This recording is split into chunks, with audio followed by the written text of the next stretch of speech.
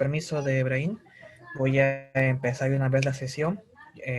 Si todos están ya presentes, yo soy el doctor Pierre Gigino Pérez, actualmente médico colegiado, habilitado, ejerciendo en este contexto del COVID. Bueno, ese es un asunto aparte, pero en esta tarde nos vamos a reunir para tratar el tema de la semana 1. Si ustedes ya han visto su sílabo, en la semana 1 son varios acápites. Combina tanto nutrición como la parte en sí de bioquímica. Nutrición van a ser ciertas generalidades, ciertos términos, que vamos a tratar de revisarlo más rápidamente para dedicarnos en sí en bioquímica, ya que se empieza con enzimas, que es un tema típico y bueno realmente de bioquímica. Ese tema se empieza muy bien. Este es un curso de segundo ciclo, así que ustedes ya han cursado el primer ciclo y en este primer ciclo ya han desarrollado biología molecular, han desarrollado a los bioelementos, las biomoléculas, el agua, las sales minerales, macronutrientes, micronutrientes, etc. Así que como eh, todo curso que está más arriba coge conocimiento de un curso que está más abajo, aquí va a ser el mismo caso. No voy a explicarlo como si estuviéramos en biología molecular, pero si hay que hacer un recordatorio, no tengo ningún problema. En sí, lo que tenemos que ver es enzimas y el resto de detalles se podrían hacer, no hay ningún problema. Ibrahim, una pregunta antes de continuar. Sí, doctor, lo escucho. Ibrahim, tú silencias los micrófonos de todos, ¿no? Correcto, doctor. O cada uno es libre de activarlo. Si usted prefiere que activemos los Es micrófonos, que nosotros podemos activar los micrófonos para que si quieren participar puedan activarlos. Eso depende del docente, doctor. a eso voy. Ahorita no, no, pero si en cierto momento hay que hacer una especie de conversatorio, algunas preguntas oralmente, entonces sí, pues no en ese momento. Por lo demás,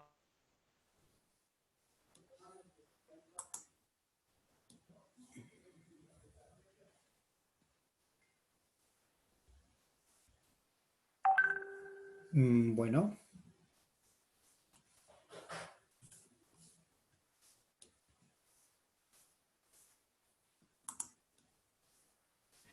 correcto. acerca de nutrición, se empieza con general. Ibrahim, dime. Sí, no, nada, doctor, no hay problema. Ya está activando Bueno, los micrófonos de los jóvenes, ¿no? ya. Acerca de nutrición, primero se empiezan con las generalidades. Y hay 5 términos que pueden ver en el título. Nutrición, nutrientes, alimentos, suplementos y dieta. Estos 5 términos han sido escuchados por ustedes en el día a día y algunos deben saber su significado, pero hay que ajustarlos a este contexto y hay que volver a mencionarlos, ya que hasta su simple definición puede ser pregunta de examen y es importante después de todo. Bien, vamos a empezar con el primer término que es nutrición. ¿Qué significa nutrición? El aporte, el ingreso, también implica el proceso de asimilar nutrientes de un organismo, sea un animal, un vegetal, sea nosotros, ¿ya? El aporte, el proceso, la adquisición de nutrientes por un organismo. Bien, de esa forma se definen nutrientes, perdón, nutrición. Pero entonces, ¿qué son los nutrientes? También tiene su definición los nutrientes. Acá está. Son sustancias, son químicos que suministran principalmente energía, ¿ya? La mayoría de estos nutrientes sirven para proporcionar energía a los seres vivos. Pero también existen macronutrientes, micronutrientes, oligoelementos que cumplen importantes funciones fisiológicas. Vamos a usar la pluma para remarcar lo que estoy diciendo, el puntero primero. Macronutrientes, micronutrientes, oligoelementos que van a cumplir funciones fisiológicas.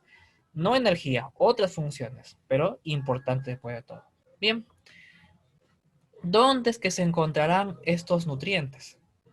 El tercer punto son los alimentos. ¿Qué son los alimentos? Portadores de nutrientes. Los alimentos contienen a los nutrientes. Los alimentos es un término más relacionado con nosotros, ¿no? Un alimento sí es un plátano, es un huevo, es arroz, esos son alimentos, es cierto. Los alimentos contienen nutrientes, contienen energía, contienen macro y micronutrientes. ¿Cómo asimilamos estos nutrientes de estos alimentos? Con la nutrición. El proceso en sí de adquirir los nutrientes es la nutrición.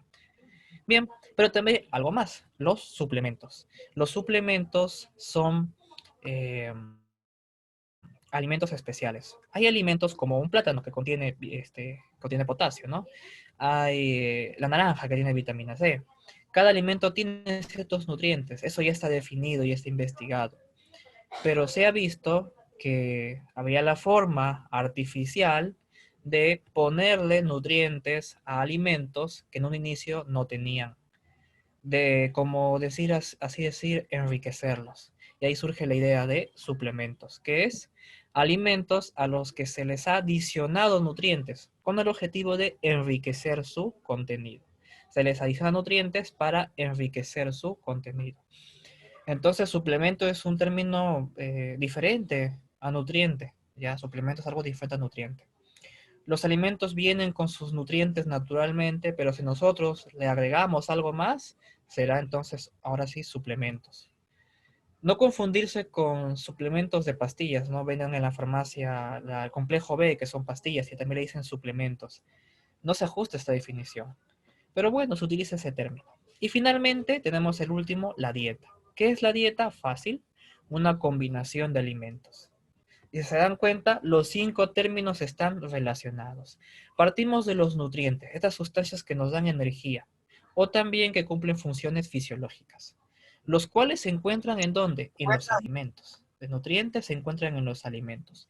¿Cómo obtenemos estos alimentos?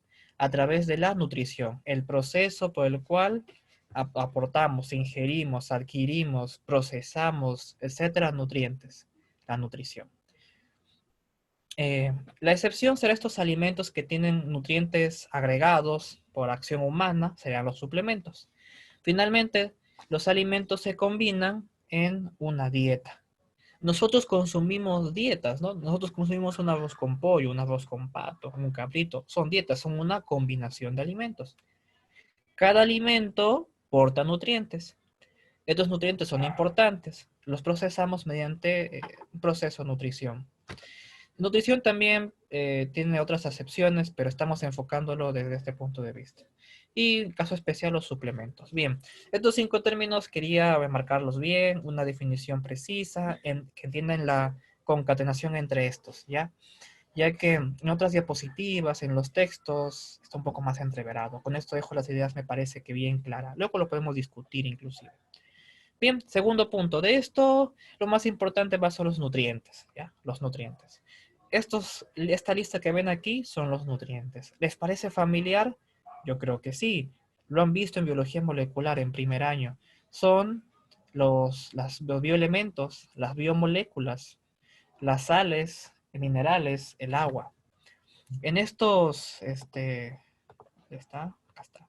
En estos nutrientes se dice que hay 2 tipos. Carbohidratos, lípidos y proteínas formarán los macronutrientes y vitaminas, minerales y agua formarán los micronutrientes. Esto en relación a la cantidad que existe en nosotros.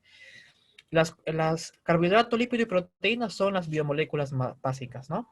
Le falta una, los ácidos nucleicos, pero no está considerado en esta lista. Estas biomoléculas básicas forman la totalidad de nuestro cuerpo. Cada célula, sus diversos componentes están formados de las biomoléculas básicas, en diferentes proporciones, obviamente. Mucho más escaso son las vitaminas, mucho más escasos son los minerales. El agua es muy abundante y está repartido por todos lugares, pero se considera en este grupo. Bien, entonces esta es la división. Vamos a hacer un pequeño recordatorio de estos nutrientes. Ustedes ya los conocen por el curso de biología molecular, pero hay que volver a mencionarlos, ¿ya? Primer punto, los carbohidratos. Este recordatorio es mínimo, solamente para que sepan las cosas básicas. Si mal no recuerdo, los carbohidratos, la unidad química básica de estos carbohidratos son los monosacáridos, ¿no es así? Los monosacáridos, acá está, monosacáridos. Como por ejemplo, conocidos por ustedes, la fructosa, la mejor conocida aún, la glucosa y la galactosa. Tienen estas estructuras químicas que pueden observar acá. Son moléculas, obviamente. Son como las unidades básicas. Si mal no recuerdo, estos monosacáridos se pueden asociar de dos en dos.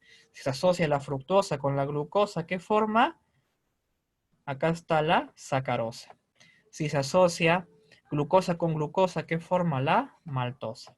Si se asocia la glucosa con la galactosa, ¿qué forma? La lactosa. ¿Qué son estos? Los llamados disacáridos. Cuando se forman por dos monosacáridos. Y acá también están las estructuras químicas. Luego, ¿qué más puede suceder? Estos monosacáridos, estos disacáridos se pueden unir también entre ellos y formar polímeros. Se pueden unir 100, 1000 o mucho más monosacáridos simultáneamente y van a formar los grandes llamados polisacáridos. Acá está el término. Van a formar los polisacáridos. Estos polisacáridos son moléculas gigantescas que encontramos en las células humanas, animales, vegetales, otros seres, inclusive hongos, levaduras, etc. Acá hay algunos ejemplos. En los animales, ¿qué polisacáridos importantes podemos encontrar? Por ejemplo, el glucógeno en nosotros, en el hígado, en las células musculares. También la quitina en los caparazones. En las plantas, ¿qué podemos encontrar? Celulosa, almidón, por ejemplo. Celulosa, que es la de la pared celular. Almidón es una forma de almacenar energía. Pero para nosotros, el almidón resulta ser la fuente más rica de carbohidratos de origen vegetal, por ejemplo. Y, por ejemplo, acá está bacterias, levaduras, están los dextranos. Esto solo es una imagen pequeña. Saben ustedes, hay mucha más variedad de monosacáridos, hay mucha más variedad de disacáridos y mucha más variedad de polisacáridos. Pero era importante para que me recuerden cómo era esto de la estructura. ¿Cuál es la principal función de los carbohidratos? Fácil. Es la primera fuente de energía para nuestro cuerpo. No es la única, pero es la primera. La segunda fuente, los voy adelantando, son los lípidos y la tercera fuente son las proteínas. Carbohidratos si es la primera, es la fuente inmediata de combustible. Por eso se le dice principal combustible. Prácticamente todas las células humanas pueden consumir glucosa, carbohidratos para obtener energía, si es que estos están en abundancia. Pero si es que disminuyen por alguna razón el estado de ayunos, hay otras opciones que aportan energía. Sin embargo, en este estado de ayuno donde la glucosa es poco abundante, aún así, con todo eso, las células del cerebro, los glóbulos rojos, son la excepción. Esa es pregunta típica de examen. Estas dos células son las que siempre consumen ese exclusivo consumo de glucosa. No pueden obtener energía de otra manera. Generalmente, ya hay que decirlo así. Recuerden que en medicina no se puede decir siempre o nunca, siempre va a haber excepciones. Bien, pasemos a la siguiente biomolécula, que son los lípidos. Los lípidos, las grasas, ¿no? Recuerden que los lípidos es el grupo más heterogéneo de todos, químicamente hablando. Está formado por diferentes formas de lípido y cada uno con diferente estructura química. Vamos a recordar algunos interesantes. Acá podemos ver esta molécula de acá, que es un triacilglicérido, un tipo de lípido. ¿Por qué es interesante acordarnos del triacilglicérido? Resulta ser el lípido, bueno, del grupo de lípidos es el más abundante en nuestra dieta y por lo tanto el que aporta más energía. No es la primera fuente, es la segunda fuente. Acá hay un triacilglicérido y aquí también hay otro triacilglicérido. Pero ¿por qué parecen tan diferentes, no? Porque en uno tiene unas moléculas en filita y en otro tiene unas moléculas curvadas. Recuerden que un triacilglicérido está formado por dos partes. El glicerol, que es esta parte de acá, y los ácidos grasos. Tres ácidos grasos, que son estos de acá. Si los ácidos grasos están formados, los enlaces que unen a sus carbonos son solamente enlaces simples, se verá de esta manera. Son estructuras saturadas. Pero si hay enlaces dobles o enlaces triples, se van a acodar y formar este tipo de estructuras. serían ácidos grasos insaturados. ¿Por qué es importante esto? Claro que sí. Alguno habrá escuchado acerca de ácidos grasos saturados e insaturados. Los saturados son malos, los insaturados son buenos. Es cierto, eso no tengan duda. Usualmente las grasas de origen vegetal, las grasas de origen animal, pero el pescado, son las que aportan este tipo de grasas, triacilglicéridos con ácidos grasos insaturados, que son buenos, saludables. En cambio, principalmente la fuente animal, excepto el pescado, todo lo demás, excepto el pescado, aporta este tipo de triacilglicéridos con ácidos grasos saturados, los cuales no son saludables.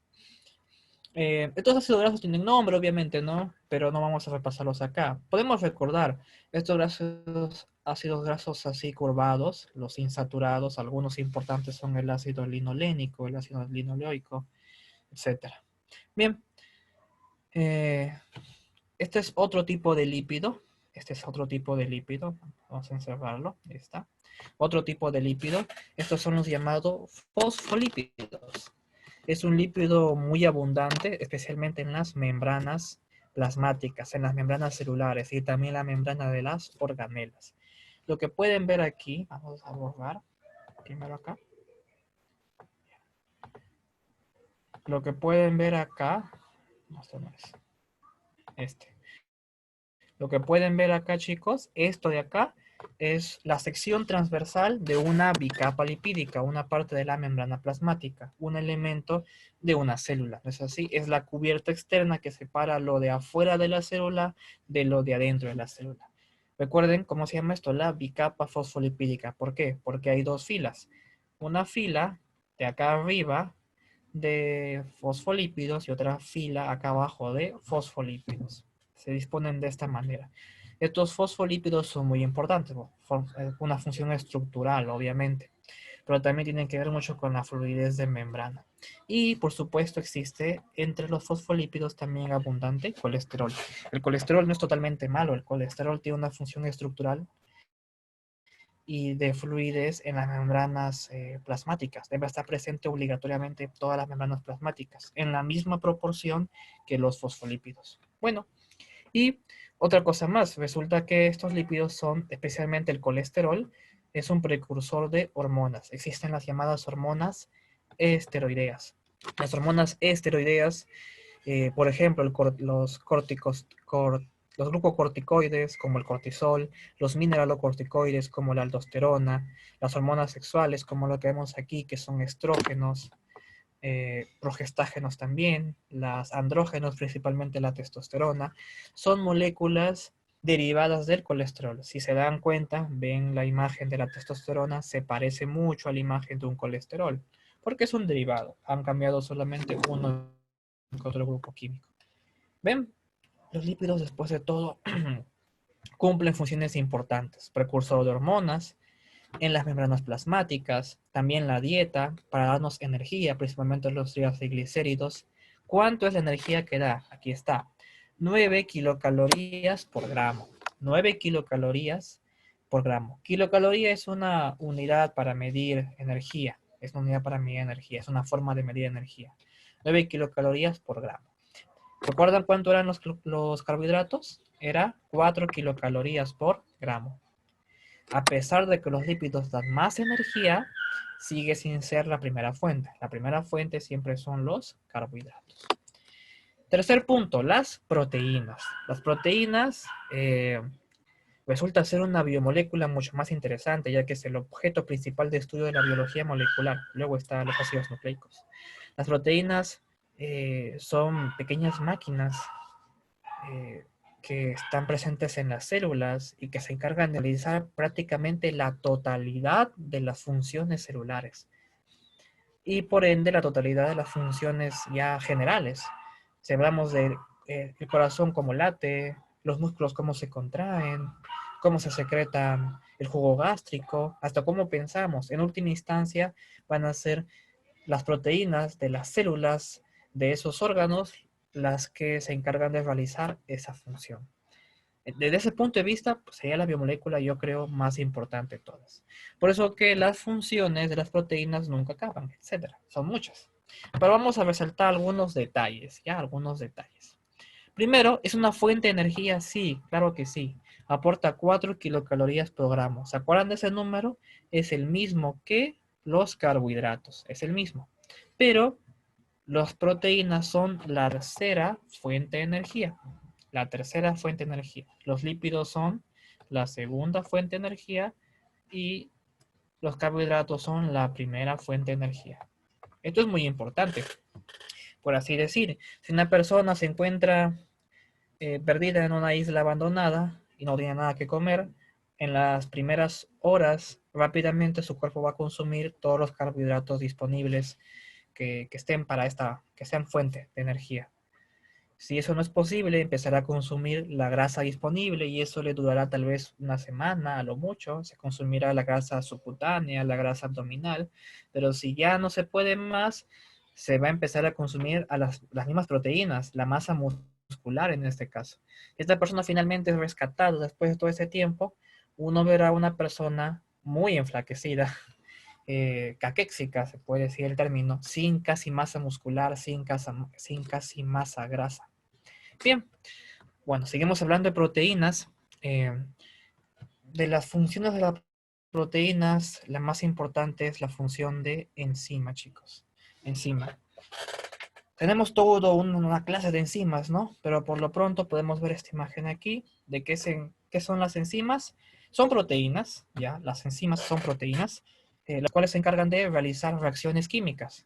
Como se ve en la imagen, de un sustrato consiguen un producto. Convierten una sustancia en otra sustancia, ¿ya? Y es la función, yo creo, más importante de las proteínas. Bueno, todas son importantes. Bien. Eh, También pueden ser hormonas, hay variedad. La insulina, por ejemplo, es una hormona de tipo proteína, una muy importante. Función de transporte, función inmunológica, etcétera. Ya, funciones muy importantes. Bien, acerca de las proteínas, ¿se acuerdan un poco acerca de su estructura? De que está compuesta una proteína de estos pequeñitos de acá, los llamados aminoácidos. Así como en los carbohidratos, los monosacáridos son la unidad básica, y en las proteínas, los aminoácidos son la unidad básica. Los aminoácidos se pueden asociar uno a otro, enlazarse químicamente, covalentemente, mediante enlace peptídico, y formar lo que ven aquí, una especie de banda tira de aminoácidos. Pero esta banda tira, si está en presencia de un medio acuoso, empezará a plegarse, empezará a obtener una estructura superior, cada vez más compleja. De una estructura primaria, como se ve aquí, en la cual solamente, como pueden ver, son aminoácidos unidos uno a otro, formando una cadena, nada más. Va a formar primero, como pueden ver acá, una estructura tridimensional en forma de hélice, se llama estructura secundaria. Y luego estas hélices empezarán a colapsar entre ellas, a disponerse tridimensionalmente. Acá hay una hélice, por ejemplo. Acá debe haber más hélices. Van a empezar a disponerse tridimensionalmente entre ellas hasta conseguir que toda la proteína, es decir, toda la secuencia de aminoácidos, haya obtenido una estructura tridimensional completa. Será la estructura terciaria. Y cuando tú juntas varias proteínas, pero son varias diferentes proteínas. Acá hay una, acá hay otra, acá hay otra y acá hay otra. Son 4 proteínas diferentes, hay 4 cadenas diferentes. Tú las juntas de esta manera, mediante interacciones no covalentes, formarás la estructura cuaternaria. ¿Bien? En proteínas es así, estructura primaria, estructura secundaria, estructura terciaria y estructura cuaternaria. En términos simples, la primaria es solamente la secuencia de aminoácidos. La secundaria es una disposición tridimensional, pero local. Algunas partes de la secuencia de aminoácidos se han plegado en hélices, pero solo algunas, no todas. En cambio, la terciaria ya es una disposición tridimensional total, completa. Toda proteína ha obtenido su estructura tridimensional. Y cuando tú juntas estas estructuras tridimensionales, varias diferentes o iguales también puede ser, la dieta cubra, ¿qué cosa? Los requerimientos nutricionales, cubre el DRI. Y Estados Unidos también intentó hacer esto en 3 oportunidades, como pueden ver aquí en la proyección. En el 92, creando las pirámides alimentarias. En el 2005, actualizando su pirámide alimentaria. Y en el 2011, que es la propuesta que sigue activa. En español, mi plato. Bien, estas son tres propuestas. ¿Estas qué son? Son dietas. Estos son dietas, o sea, combinación de alimentos, los cuales aproximadamente portan los requerimientos nutricionales calculados en el caso de Estados Unidos, acá, en el DRI del año 97. Deberían portar esos requerimientos, adaptarse a estos requerimientos. Bien, entonces, bueno, son diferentes propuestas. No es que vayamos a analizarlas una por una. Acá tengo tres gráficas. Ya la habrán visto antes. Yo cuando estaba en la primaria, inclusive me acuerdo que me enseñaron la pirámide alimentaria, pero no entendía el significado. Ahora es mucho más claro. Esta de acá es la pirámide del año 92, creo, ¿sí? Esta es la del año 92. Esta es la primera pirámide. Esta pirámide ponía diversos grupos de alimentos en diferentes escalas. Las escalas de abajo eran las escalas que se requiere más y las escalas de encima es lo que se requiere menos, lo que menos deberíamos comer. Miren que hay abajo. Pan, cereal, son los carbohidratos. ¿Requeremos una gran cantidad? Sí, sí requerimos una gran cantidad. No tanto, pero una gran cantidad. Porque da energía. Como les dije, los carbohidratos son la primera fuente de energía. La primera fuente, ¿ya? También indicaba el número de porciones, 6 a 11 porciones. Luego en el segundo escalón, creo que ya les suena, ¿no? Estas son las frutas y estos son los vegetales. Estos son los cereales. El escalón de abajo son los cereales. Aquí las frutas, 2 a 4 porciones. Los vegetales, 3 a 5 porciones. Más arribita, ¿qué está? La carne, el pollo, el pescado, los huevos, 2 a 3 porciones. Y por acá, lácteos, leche, queso, yogur, 2 a 3 porciones. Y arriba está lo que deberíamos comer menos o no deberíamos comer. Dice fat y sugar, ¿no? Grasa y azúcar, ya por último, grasa y azúcar. Eso no deberíamos comer. Bueno, este fue el primer planteamiento que fue en el 92. Un planteamiento que luego fue modificado. ¿Qué año es? Acá está. En el año 2005. Con esto que se llama, que ven acá esta gráfica que se llama mi pirámide. Esta mi pirámide reúne los grupos alimenticios que se plantearon en el 92. Tiene granos, cereales, que es el primer nivel de la gráfica del 92. Tiene vegetales y frutas, que son el segundo nivel de la gráfica del 92. Tiene, por acá está, leche, los lácteos, las grasas y las carnes, que son el tercer y el cuarto nivel, que se planteó en el año 92, pero tiene un componente más. Acá está, un componente más, que no es un alimento, es la actividad física. Este componente consideró que no solamente hay que hacer dieta, sino también ejercicio. Y eso es una verdad casi absoluta hoy en día. Casi todas las enfermedades crónicas, y hablando de las más importantes, la hipertensión arterial y la diabetes, el tratamiento no farmacológico, el primero que debemos aplicar, y obligatoriamente debemos aplicarle a todos, es la dieta y el ejercicio. Y luego ya el tratamiento farmacológico, los medicamentos. ¿Ya? Y esto viene de acá. Ese concepto viene de acá. ¿Bien? Y finalmente, ¿qué año era? 2011.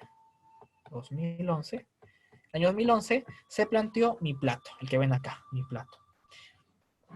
¿Por qué?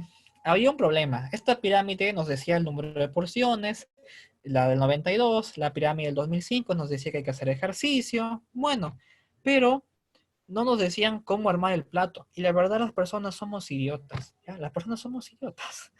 Nos pueden decir, señor, come más fruta, coma más verdura, haga más ejercicio. Pero si no le dice cuánto, no lo va a hacer. Si no le dice cómo, no lo va a hacer. Entonces se llega al punto, y eso es verídico, en la consulta externa, todos los días, cuando hay una persona con presión alta, con diabetes, agarramos una hoja en blanco, le dibujamos un plato ahí y le indicamos cómo deben ser las proporciones y las cantidades de lo que debería comer. De forma que prácticamente le decimos cómo debe comer. Porque si de forma somera le decimos frutas y verduras, no sabe, no lo interpreta bien. Por eso es que de una vez dibuja el plato, ponle las proporciones, ponle las cantidades, varíalo un poco para que coma algo de variedad, porque si no va a ser lo mismo, y listo. Ahora sí tiene su dieta correcta y en ese momento recién te va a hacer caso. Si no, la próxima vez que venga a consulta, yo le voy a preguntar, señor, ¿ha comido su fruta? ¿Ha comido su vegetal? Me va a decir, ¿pero cuánto, doctor? Y no, no supo, no comió. ¿Cuánto tiempo pasó desde la primera hasta la segunda consulta? Como un mes perdido.